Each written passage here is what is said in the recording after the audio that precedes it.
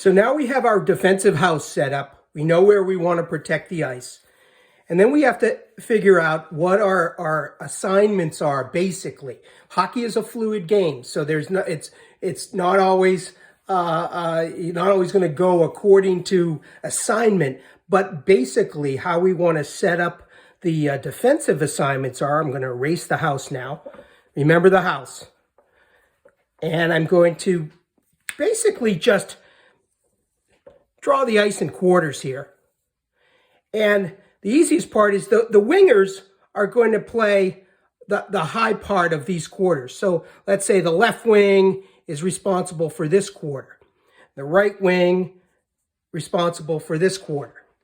And again, this is just a general idea of how we want to play this. We have one defenseman maybe responsible for this side and another for this side. Although you've probably experienced in gameplay, they will interchange. Some will have to go to one side and the other they'll just have to switch. And that's what they should do. They should switch as the game occurs and as the play occurs naturally. And then we'll have a center who is also roaming all throughout this area, helping out the defense, helping to dig pucks out from scrambles, and also starting the breakout, which we'll also get to later. Okay, so if say we have our defenseman, puck is on this side of the ice, and the opposition has the puck here, the X is the opposition, and our defenseman here is playing this person. Well, likely they'll have somebody in front of the net. Let's say there. We want our defensive person to be try to be on the puck side of that and on the net side of it. So they'll be around here, let's say. And they'll be getting anything coming out, and they'll be also be bodily, they'll be in between that person and the net. And then we'll have a center, maybe, let's say they have somebody else here in a triangle. We'll have our center, net side of the offensive person here, of the opposing team, and also ready to help out this defenseman if needed. Okay? They'll also have their defenseman here and their defenseman here, let's say. Okay? And now our wings are generally responsible for those defensemen on the opposing team. So if the puck is in this corner, we'll have our right wing. Right wing's not bad right here, being right where they are. Not bad right there. And our left wing, we want to make sure our left wing is pretty much even with this far post right here. So they're going to be kind of low, and down here, in case anything gets thrown in here, they're going to help out. Maybe they'll catch something. If we lift up sticks and the puck comes through, it comes to our left wing.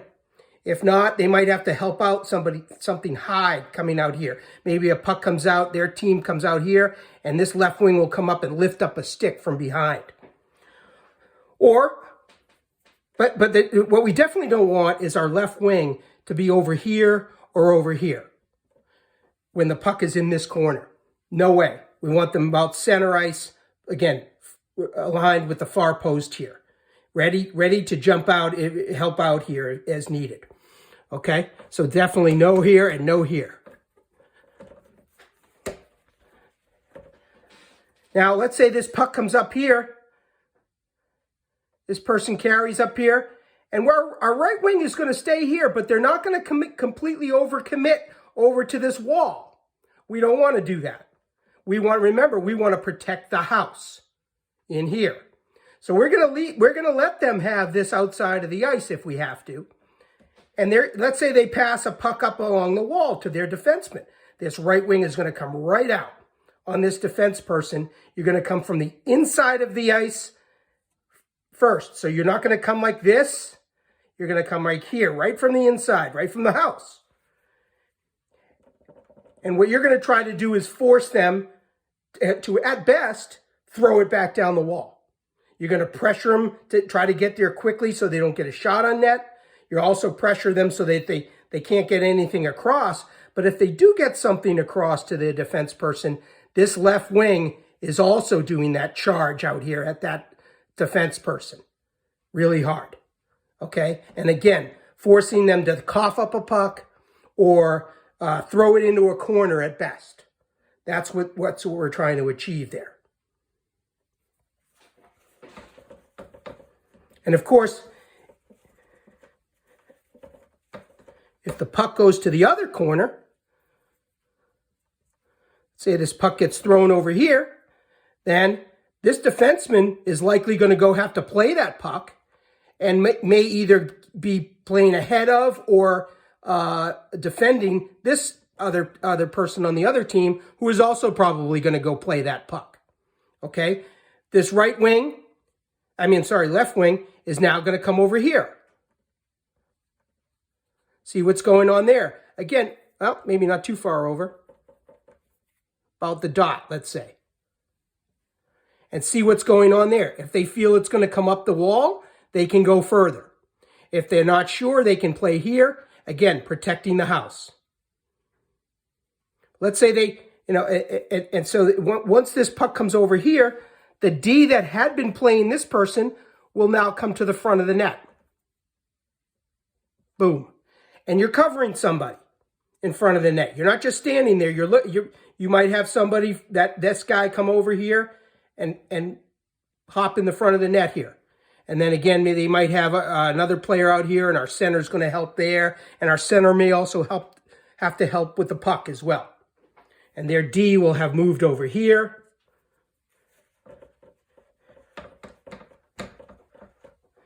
And our off wing, the one who's not on the side of the puck, our right wing in this instance, will again also move over to here and play that middle.